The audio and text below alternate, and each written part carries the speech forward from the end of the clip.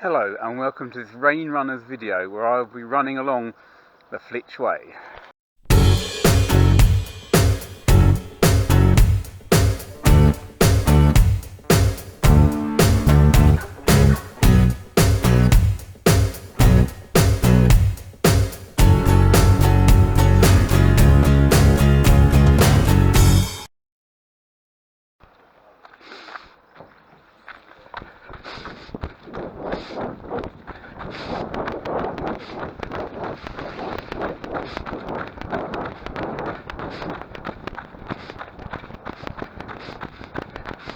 Right, first of all, you might have noticed that my coronavirus video from the other week has disappeared.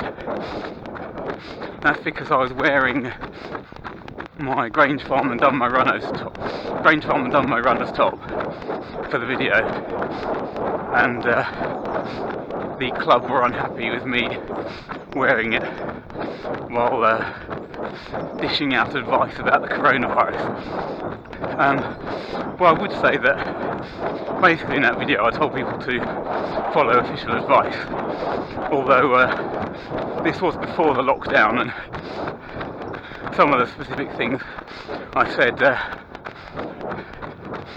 would probably go against current advice now, where I said about running with other people as long as you stay 2 meters apart.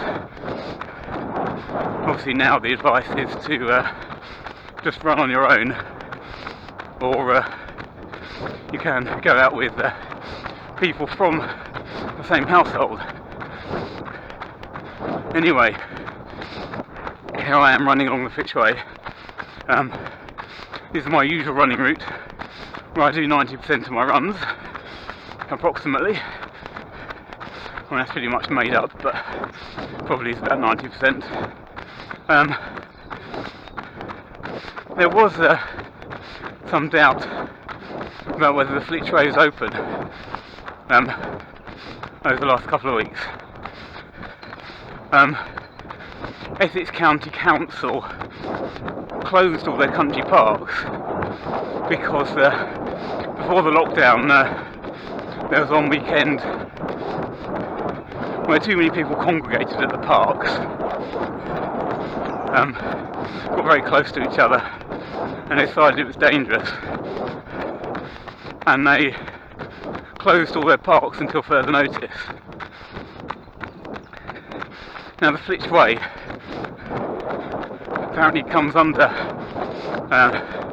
this because it is a country park, even though it's just a long path, a corridor, and it's not the sort of place that people congregate.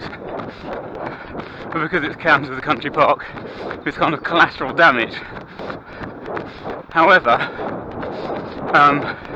it later turned out that the parts of the Flitch Way that were public rights of way or bridle ways were still open, and that's pretty much all of the Flitch Way.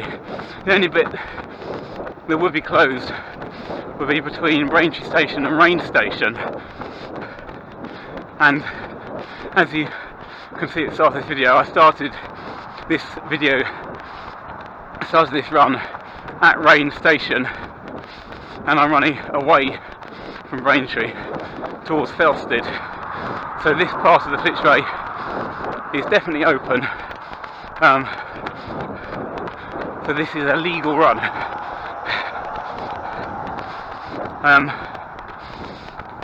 But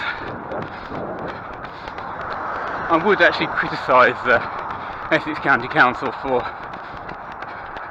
closing all their country parks in such a manner. Certainly for keeping them closed after Boris Johnson announced the lockdown, because they were closed before the lockdown. Because the problem was people were congregating, and you're supposed to keep 2 meters away from people, and I think the Essex County Council were encouraging people to get out in the open to exercise, and they made all their car parking free, that weekend, and then surprise, surprise, lots of people turned up at the parks, and they decided to close them. Rather than perhaps taking some sensible middle ground, like leave the fees in place and see what happens, and they just decided to wholesale close the parks. And they've been closed ever since. But since Boris Johnson announced the lockdown,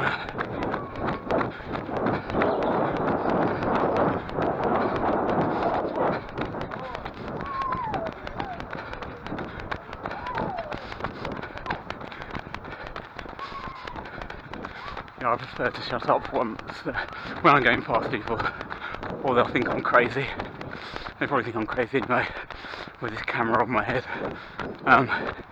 Anyway, since Boris Johnson announced the lockdown,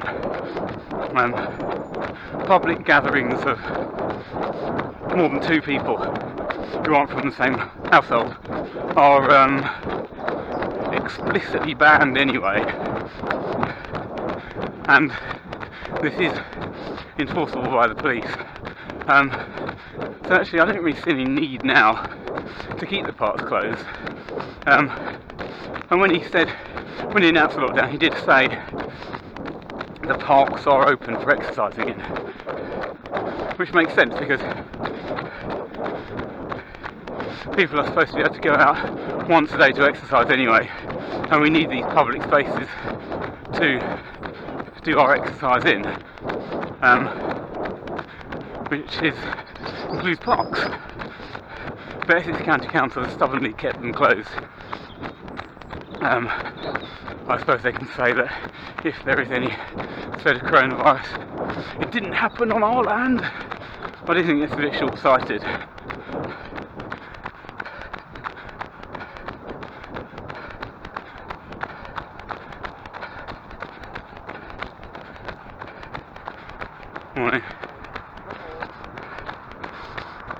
I think it's a bit short-sighted anyway, because the less places there are for people to go, the harder it is to find somewhere that's open and free of other people. So really you want to have more spaces open for people to do exercise in. But no, Essex County Council decided that they were going to close all the country parks and leave them closed for the foreseeable future. And I've no idea how long that means, because this coronavirus is not going away anytime soon. I did the first mile there, 7 minutes 34. I don't know if you can see that on the screen, but anyway, this is supposed to be an easy run. I don't want to be going too much faster than that.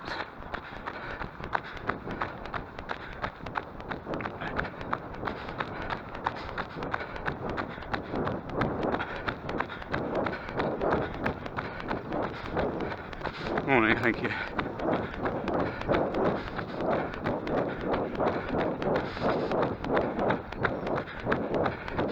But anyway, the Flitch Way,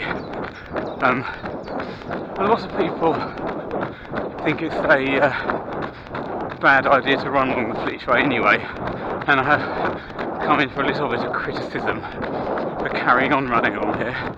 I'm just going to interrupt myself for a minute. See that burnt out car there? That's been there, it must be at least 5 years now. Surely someone must be responsible for clearing it away. But it's not been cleared away. Maybe that's Essex County Council as well. If while we're criticising them, we might as well stick that on the list. Anyway, I was talking about running on the Flitch Way. As you can see, it's just kind of a corridor, an outdoor corridor, and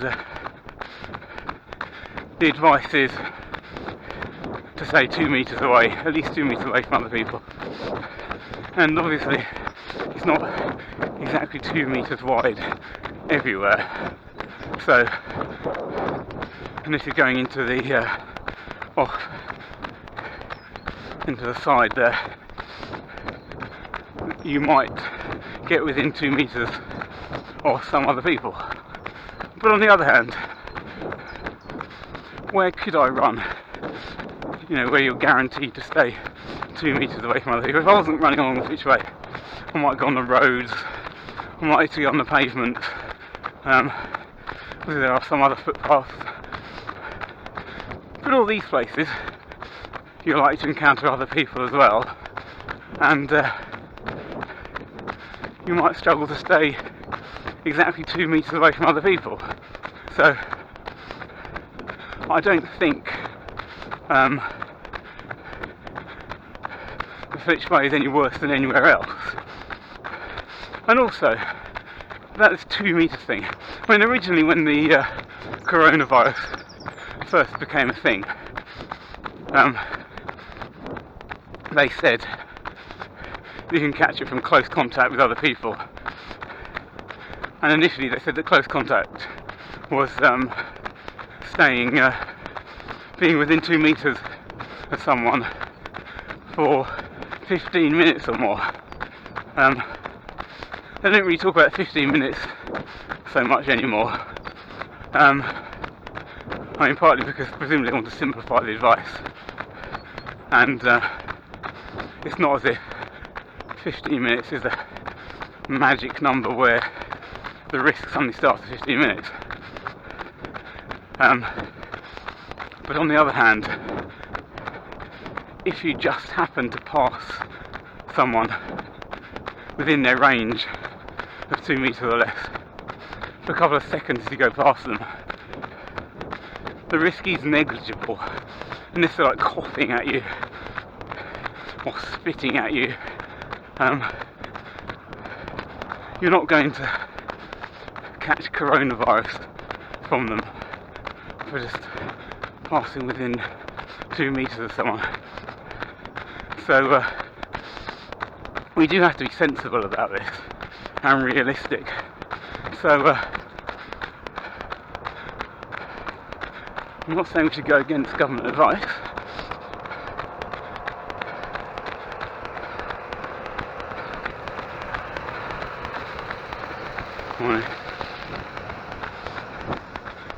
I'm not saying we should go against government advice. We should stay 2 metres or more away from other people where we can. But if you happen by chance to get within that range for a small amount of time, there's no need to panic over it or think that any situation where that might happen is a situation that you should avoid. So there's nothing wrong with running on a Flitch Way. Like I said before, it was Flitch Way isn't really a park. It is categorised under Essex County Council country parks. So it wasn't the reason they were closed. It wouldn't have been closed on its own if this was just a standalone place. They closed the parks because people were congregating at the parks, and the Flitch Way was just collateral damage, as I say. So it's not really a problem. And also there is a difference between official government advice and the arbitrary decision of Essex County Council. As I say, I'm not advising anyone goes against official government advice, and what I'm doing now isn't actually going against what Essex County Council says anyway, because this part of Flitch Way is open. But by closing the parks, as I say, and keeping them closed after lockdown, Essex County Council effectively going against what Boris Johnson was saying when he said the parks are open for exercising in. So there's nothing not sensible about going for this run along the Flitch Way. Although I'm not saying anyone should go to, for example, Great Notley Country Park, because it is closed. So even though I don't think it should be closed, because we've got the explicit laws about gatherings more than 2 people, because it is closed, I wouldn't recommend to anyone just to go there.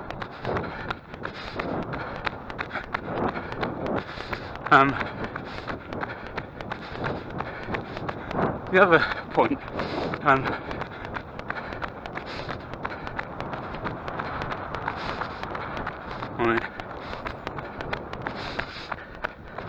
right, that was 7:39 that mile.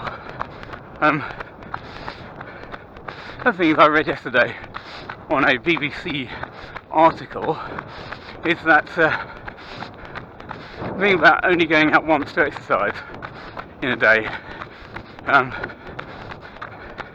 that's not actually the law in England, Scotland or Northern Ireland, although apparently it is in Wales.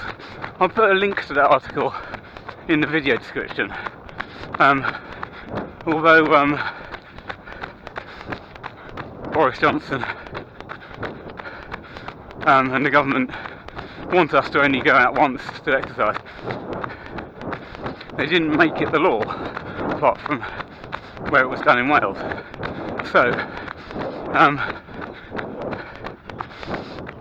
and I actually think it was the wrong decision anyway to say that people should only go out once. And again, it is government advice to only go out once, and I'm not telling people to go against government advice. However, if we're not allowed to criticise the government and criticise their decisions, then we'd be living in some sort of Orwellian dystopian world. We're still free to speak out. We can disagree with government decisions whenever we want and speak out. But I don't think people should just all act on their own and say, oh, I think it's a sensible thing to do. If everyone's going to have their own ideas, and if people start acting arbitrarily, then we would have problems. So, I'm not saying you should go against the government advice that exercising once a day, but I do think it's a strange decision. And also this obsession generally with saying, oh, stay indoors, stay in your house, stay in your house. It's not going out itself that is dangerous and spreads the coronavirus. It's being in close contact with other people, or touching contaminated surfaces and then perhaps touching your face afterwards. If you're out exercising on your own, whether you go once, twice, 3 times, 97 times, as long as you're keeping a reasonable distance from other people, it's not because of you that the coronavirus will be spreading. The coronavirus spreads because people get close to each other.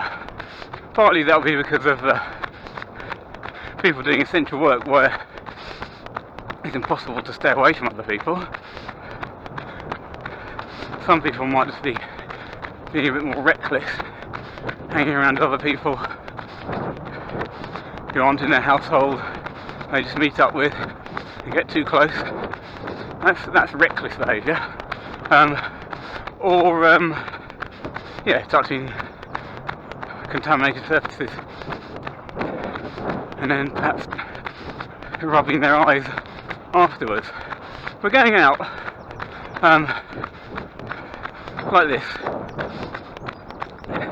is not a high risk activity for spreading the coronavirus, and I do think this is an important point, because by telling people they've got to stay in all the time unless it's essential, rather than taking what I would call a more sensible viewpoint, saying you can go out to exercise whenever you want, you do make it more difficult for people. And although the initial lockdown period was 3 weeks, it seems likely it's going to extend more than that. The thing is, the harder you make it for people, and the longer it goes on for,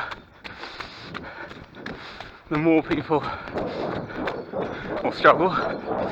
People might start occasionally breaking the rules, and the harder the rules are to follow, the easier they are to break. And once you've crossed the line of having broken the rule, they might think, well, into a penny, into a pound, they're going to make it up as you go along territory. So then you reach a point where potentially anything goes. Whereas if you set the boundary in a more reasonable place, then people are more likely to stick to it in its entirety.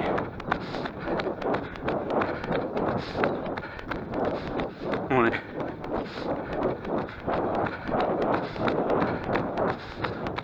So by saying that people can only go out once to exercise,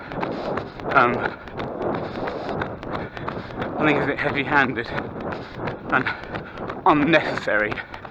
And also you hear reports of the police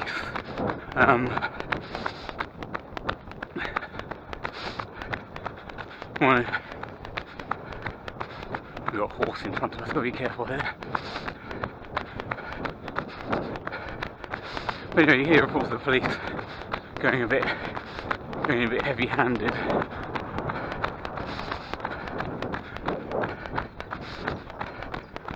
Morning, thank you.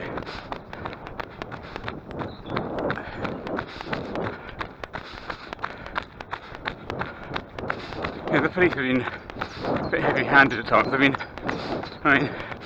flying drones over places to record people that have been travelling too far away from their houses to do their exercise, to so-called beauty spots. But a lot of these places are quite empty. I know there's the argument if they drive out these places, they might break down or something. If they break down, they'll call someone out, and if someone comes out to rescue them, they might be at danger of passing the coronavirus. But sending out drones, rather than just a polite sort of explanation that this is why we think you probably shouldn't do this. And also there's lagoon, they call it the Blue Lagoon, $7.24 per mile, that they've dyed it black to make it less attractive to visitors. But apparently they've done that before. It is something they do for other things as well.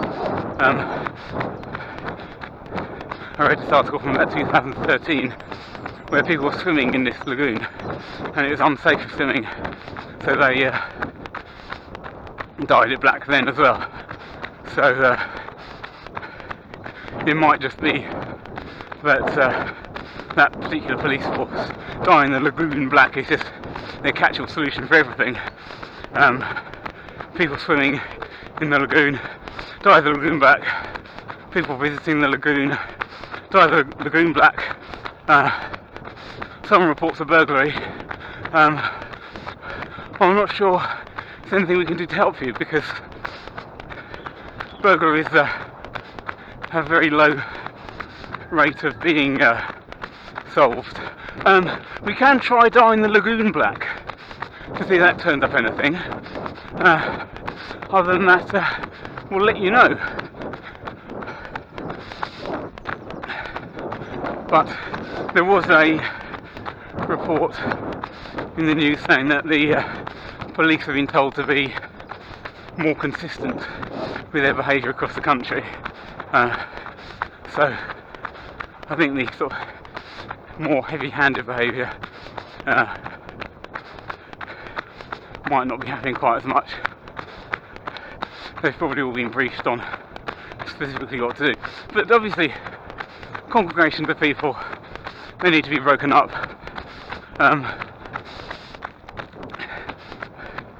That is the problem. That is the problem where people are not social distancing, as they call it. But being out exercising on your own, it's not a problem with that. So, you know, when they close the pubs, close restaurants, that was a sensible move. Obviously it's a shame people can't go out to socialise, but we have a dangerous pandemic and we do need to take measures. We're telling people they only have to exercise on today. Well, I think some people seem to be of the view that just whatever measures you take, the stronger they are, the better they are. But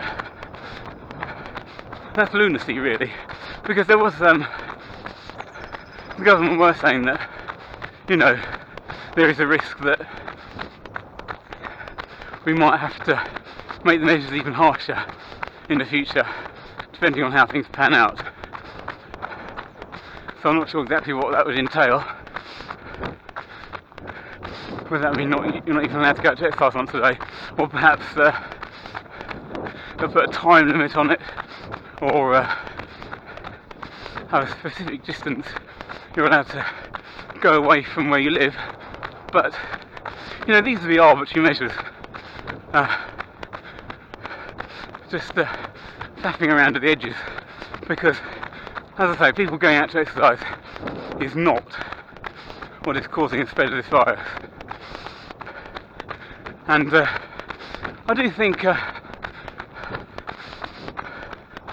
lot of people do kind of just blindly agree with the government advice. There's a lot of groupthink around this. Well, you know, the government say this: we must stay at home for the good of everyone. We must only go out once to exercise. Well, as I say, I'm not advising anyone goes against the government advice, but we are still allowed to think for ourselves, and it is not staying at home itself that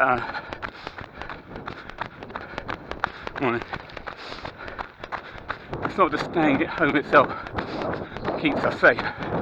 It is just avoiding contact with other people, and you do risk problems down the line with, you know, mental health problems. People getting depressed, being cooped up in their houses. It's going to be a problem anyway if we're going to tell people they can't socialise, but they can't socialise face to face anyway. Maybe over the internet or the phone, but they can do that. But we shouldn't be making things any worse than they need to be. So, you know, the government shouldn't be arbitrarily saying you go out once to exercise. And also, someone's out all day, still once, isn't it? Or someone could be gardening, trimming their hedge or something. They step out into the lane for a couple of seconds and then get back up in their garden. Is that their one form of exercise? They've gone out into the lane for 5 seconds. You can't do it again, or I'm ringing the police. That's another thing. There was a BBC article, perhaps I'll put a link to this as well, saying that people have been phoning the police.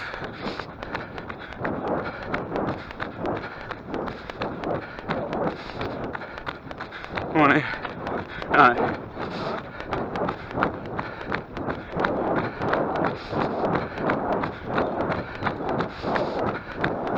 Yeah, people have been phoning the police. Well, so I turned around, saying they've seen their neighbours going out twice in one day to exercise, to go for a run twice a day. and they think they should arrest them.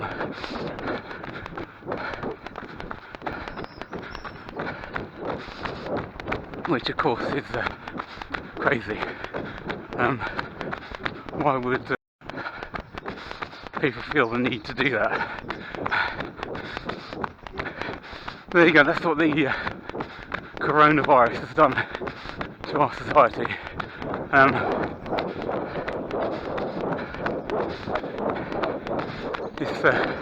think it's probably the best in some people and the worst in others.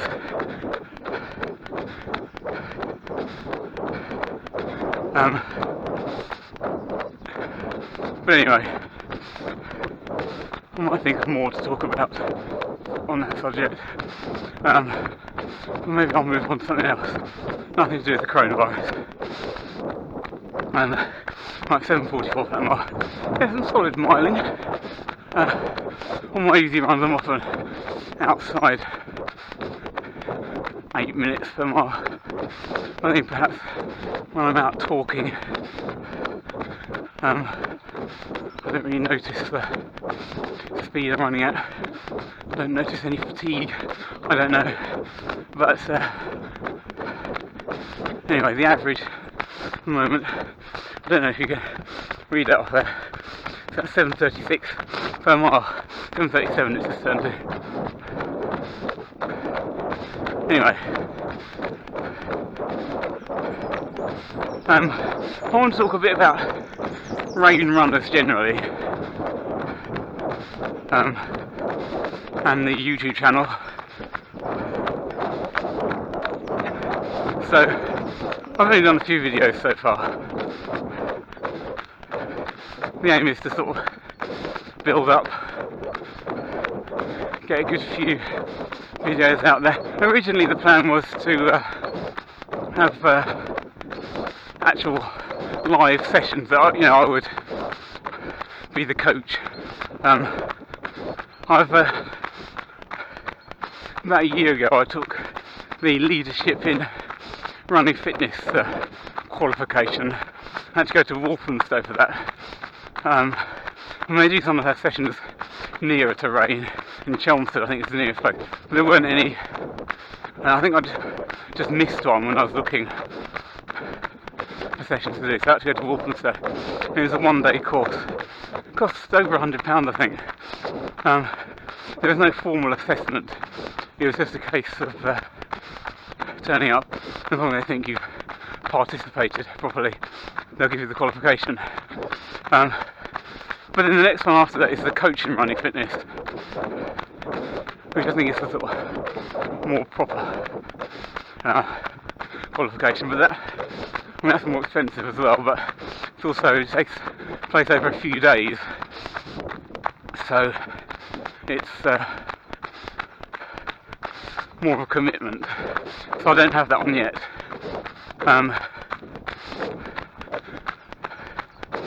So if I was going to run any sessions, I need to check exactly what the leader, being a leader in running fitness versus a coach, exactly enables you to do. I mean, it's all down to the insurance, because England Athletics has its own insurance that you're covered under if you have their qualifications.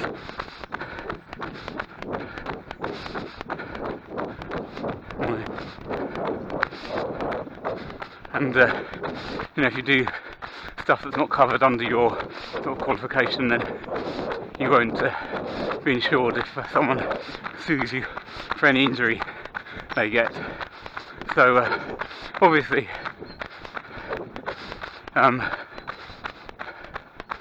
being a running coach isn't covered by parliamentary legislation. Anyone can call themselves a coach, but getting insurance, you'd have to get your own private insurance if you're just setting yourself up as a coach, or risk being sued, and insurance companies might be less likely to insure some random guy without any certification, or if they do insure you, they might charge quite a high premium.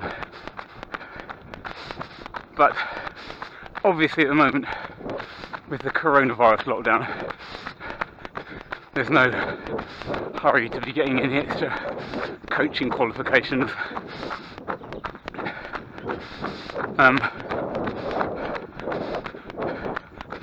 But obviously, you know, you can subscribe to the YouTube channel, follow us on Instagram, like the Facebook page, and add Rain Runners as your club on Park Run as well. There's actually only one Instagram post that I've put up so far. Maybe I should make more effort on the Instagram. I spent a bit of time, if you've watched any of my previous videos, the Rain Runners previous videos, you might have noticed I've been plugging the Park Run Club,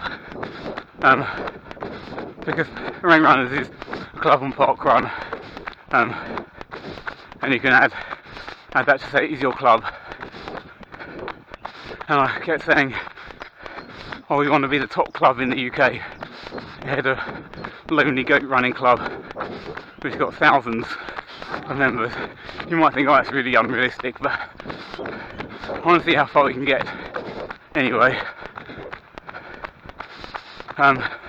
it's difficult to find out how many people have Rain Runners as their club, because there isn't, unless you're on like the leaderboard at the top. I can't remember how many it shows on the leaderboard, where Lonely Goat Running Club is top, like 20 or 30, say, maybe 10, I don't know.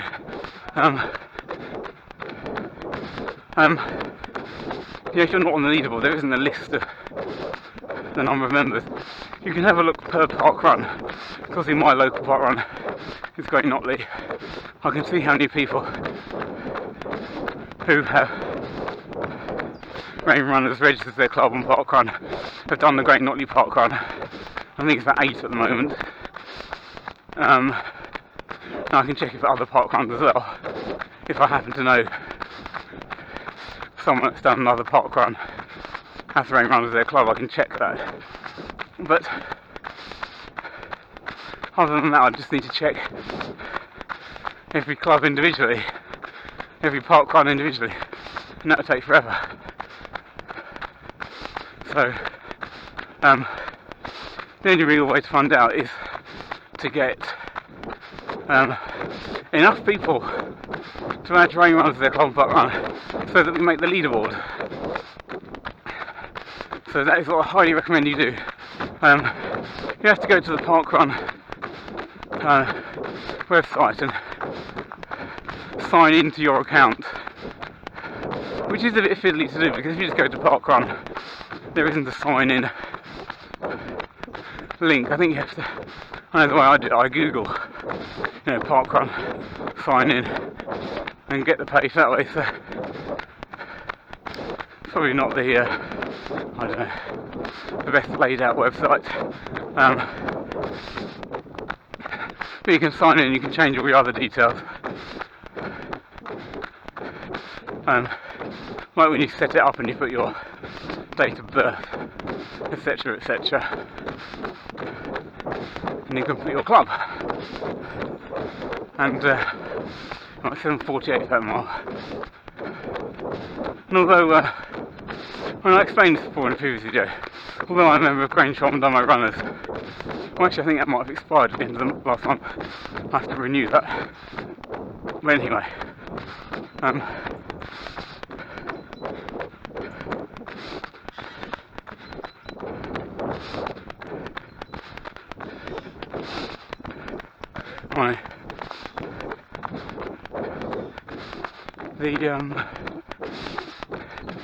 Grange Farm Dunmo Runners, I'll put that as my club for races, but as the park run isn't a race, it's a separate thing, so I have Rain Runners for that, because there's another local club that says that people have to race 3 times in a year for the club to renew their membership for the next year, and parkrun doesn't count. So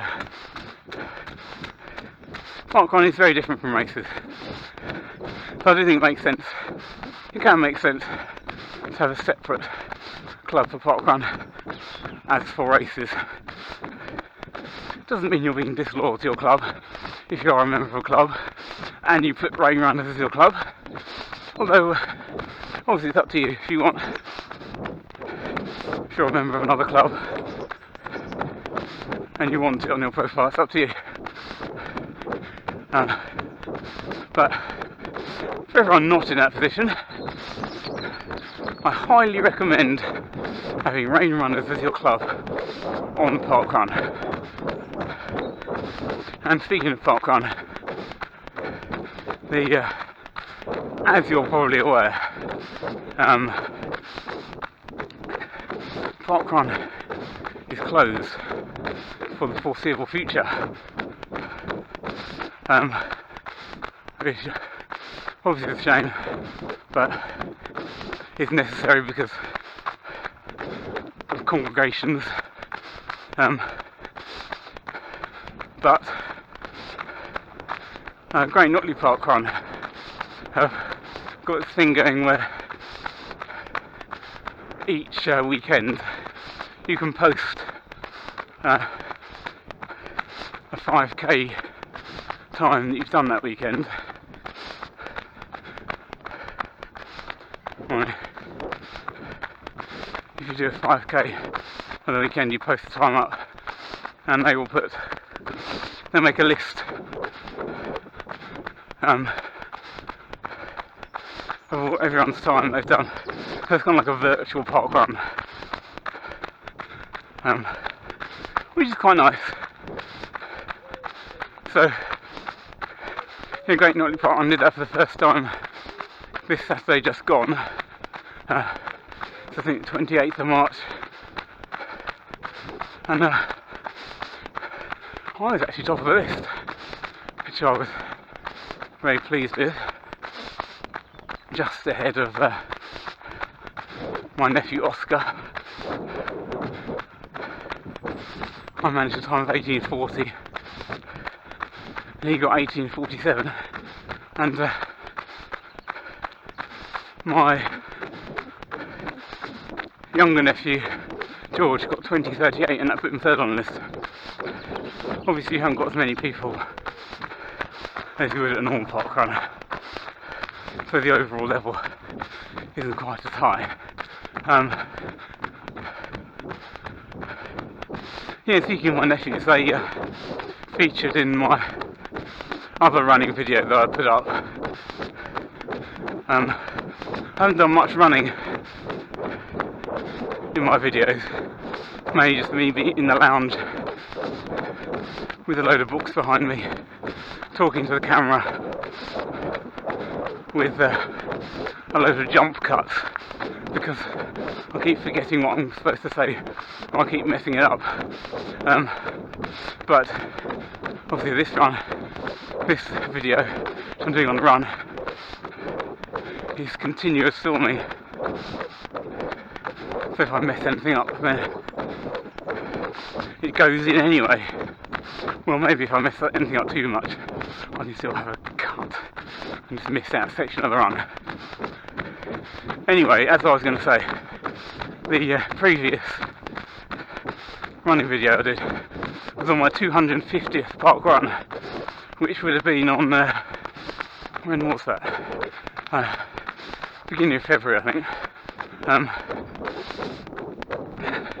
1st of February maybe? Yeah, I think 1st of February. My 250th park run. So I filmed that. I wasn't going hard on that day because I had a half marathon next day at Great Bentley, and I ran round with my youngest nephew George, and he was also racing against my oldest nephew Jacob, who although he's older, he doesn't have as much running experience, so at the time his PB was slower than George's. They race each other. They both got PBs, which you'll see if you watch the video. George got 22:35, which is a good time. Jacob was a little bit ahead, he got something like 22:12, and Oscar got his first place finish. Can't remember the exact time, it might be 19:47 or something. But he was in first place, so, and at the end of the video I'll catch up with him, which you'll see if you watch it. But yeah, it's a sort of happy coincidence that all happened on my 250th park run that I have to be filming. So two of my nephews got PBs and the other one got first place, and they've all improved since then. Oscar got 18:37 at Gunpowder Park Run on the last park run before they were all closed, and that's now his PB. And then Jacob's down to 20:21, I think, and George, well, I think 22:35 is still his official PB, but in the unofficial park run that he did for the weekend, so not on the park run course because Grey Knot Country Park is closed, but he did a 5k in 20 minutes 38, so that's almost 2 minutes faster than his PB. So 8 minutes 5 per mile, so I'm slowing down a bit. Well, that's quite an uphill mile. Mile number 6. Mile 7 should be slightly faster. Not that it matters. So I'm averaging 7:43. So, what was I saying? Yeah, his PB nearly 2 minutes. You know, his time he got is nearly 2 minutes faster than his PB. So when park run does come back, you'll be able to take a big slice off his PB.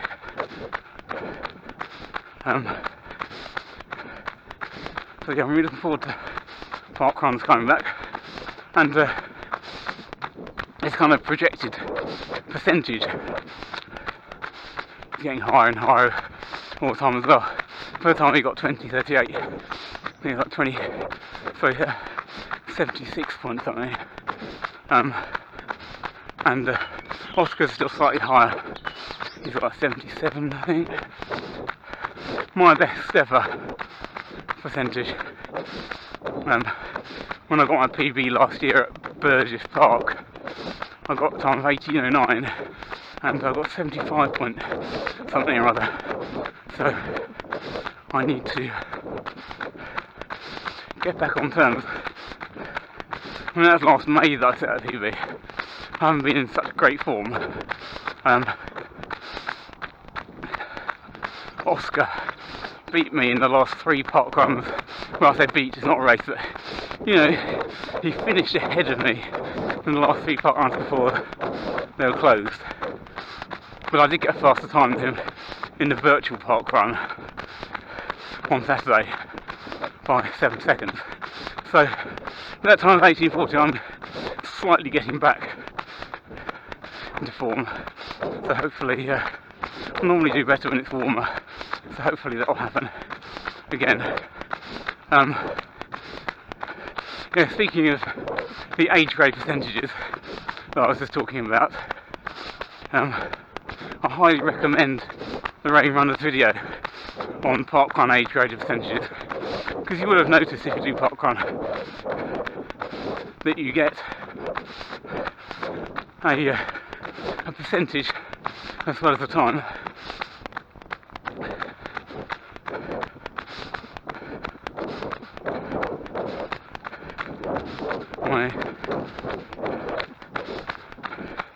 And it might not always be entirely clear what that percentage means.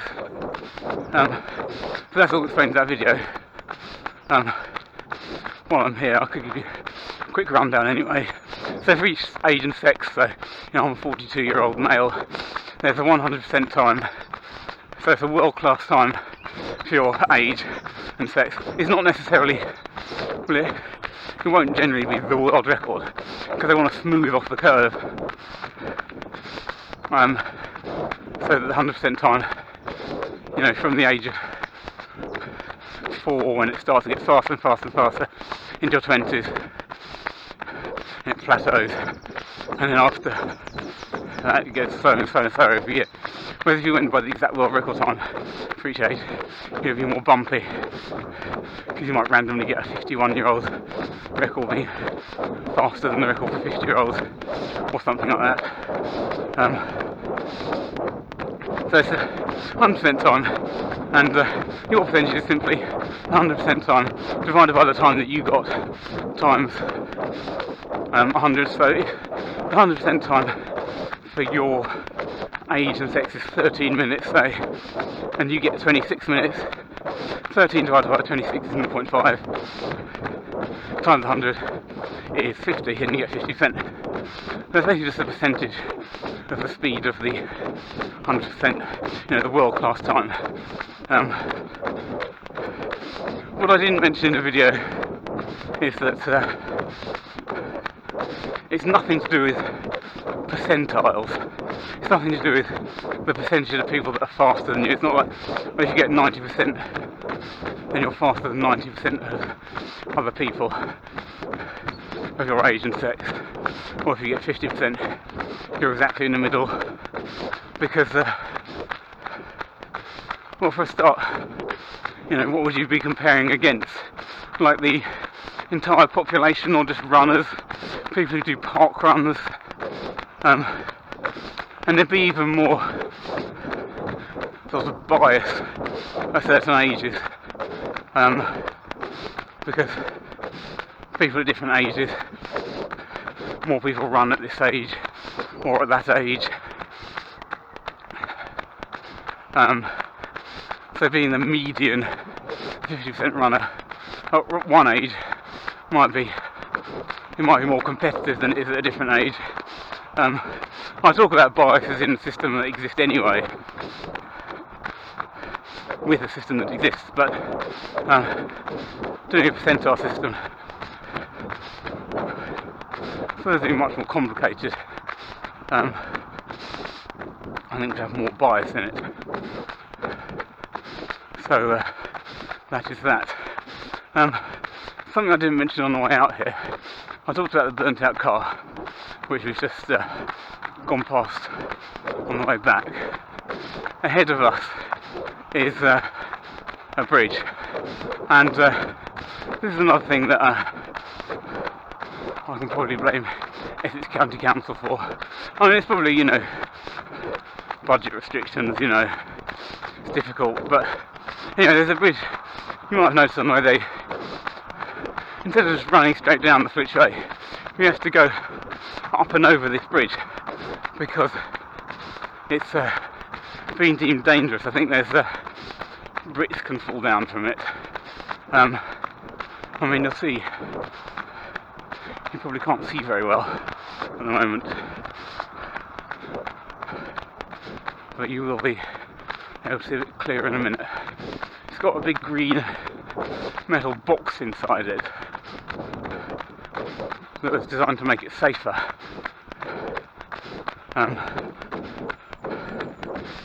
So you could just run straight through it.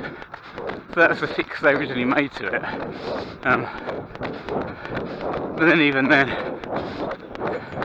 think it's considered too dangerous. I think that, you know, maybe the bricks are loose. They can fall down and land on you. So you have to go up this slope. You might be able to see more clearly now. You have to go up this slope and cross the road. I'm sure you can see it now. But this is like the burnt out car. It's been like this for years. Yeah, 7.51 per mile. Like 7 miles in.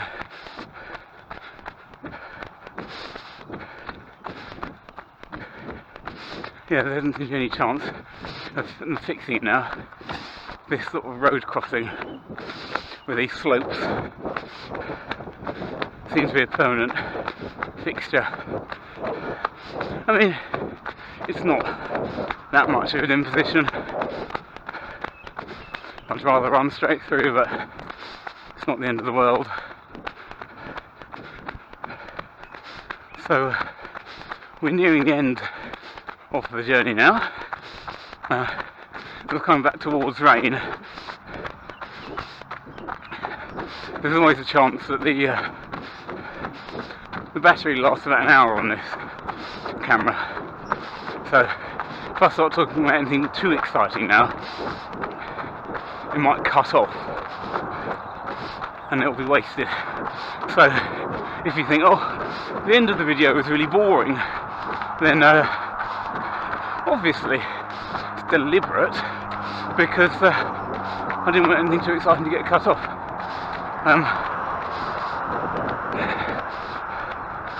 But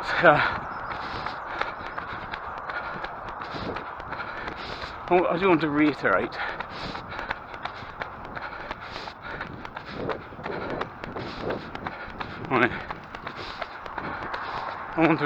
that anything I said isn't me telling you to go against government advice. Look how empty the roads are. I don't know if you can see that very well.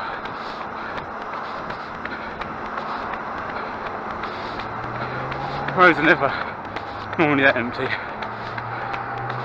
But this is the lockdown that we're in. Yeah. Anyway, nothing I said is me advising you to go against government advice, and certainly not to go against any actual laws. But we are free to think for ourselves and to criticise. This isn't 1984.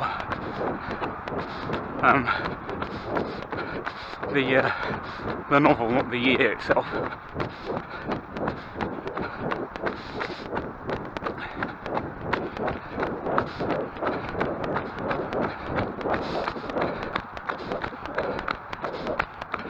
Right. So feel free to criticise yourself, but obviously you remain responsible for your own actions, and if you go against government advice, it's not because I'm advising you, because I haven't advised you to.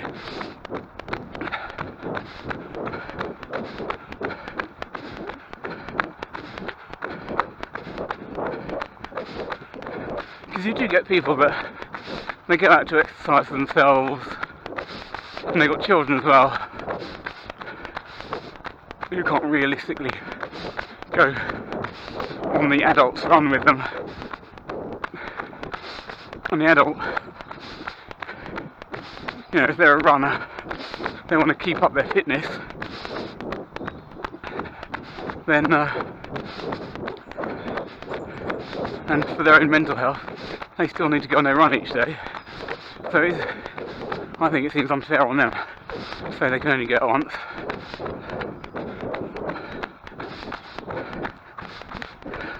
As well as being arbitrary, as I said. The government just trying to make it sound like they're taking it seriously. So they're making the lockdown arbitrarily draconian, when really they should be concentrating on the things that will actually make a difference. Lockdown on them.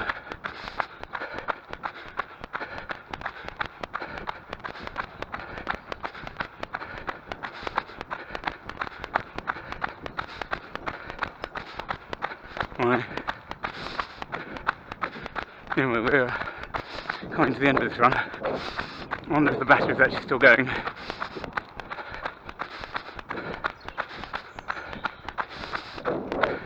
We're coming to the end of the legal part of the Flitch Way. So that's where I'll stop.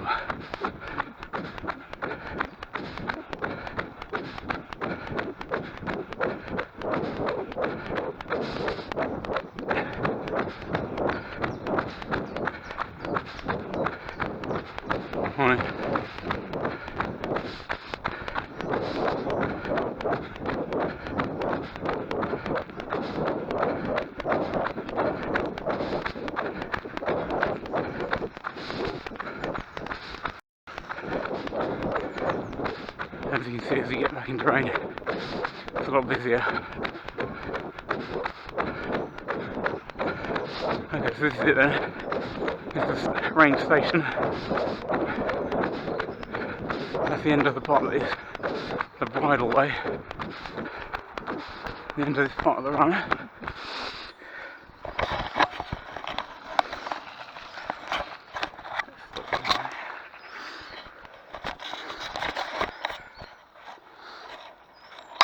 That stopped filming.